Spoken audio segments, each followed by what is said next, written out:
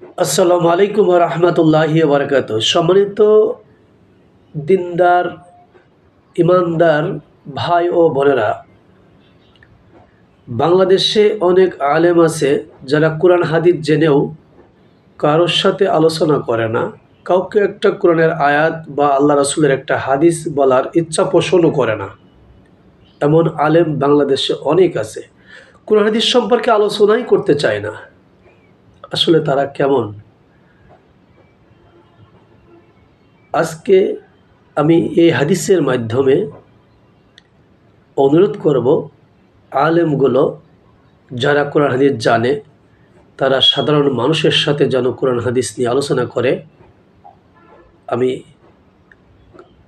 আল্লাহ রাসূলের হাদিস আলোচনা করলে আল্লাহ কি প্রতিদান দেন আমি একটা হাদিসের মাধ্যমে জানাবো ইনশাআল্লাহ। তো আসুন হাদিসের দিকে।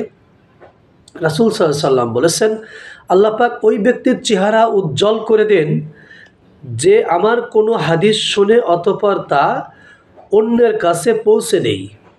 সুবহানাল্লাহ, আলহামদুলিল্লাহ। হাদিসটা কি? রাসূল সাল্লাল্লাহু আলাইহি সাল্লাম বলেছেন, আল্লাহ তাআলা ওই ব্যক্তির চেহারা উজ্জ্বল করে দেন যে আমার কোনো হাদিস শুনে অতঃপর অন্যের কাছে তা পৌঁছে দেই। তাহলে এখন বুঝতে হবে, যদি কোনো কোরআনের আয়াত, কোনো হাদিস, আল্লাহ রাসূলের হাদিস কেউ জানে, পরস্পরকে পৌঁছে দিতে হবে। এটাই সুন্নাত। হাদিসটি আবু দাউদ 515 নম্বর হাদিস। মহান রব্বুল আলামিন বাংলাদেশের যে জাননেওয়ালা আলেম তাদেরকে এই হাদিসের উপর আমাদের সবাইকে আমল করে পরস্পরের ভিতরে জানাজানি করার তৌফিক দান করুন। সকলে আল্লাহুম্মা আমিন। আসসালামু আলাইকুম ওয়া রাহমাতুল্লাহি ওয়া বারাকাতুহু।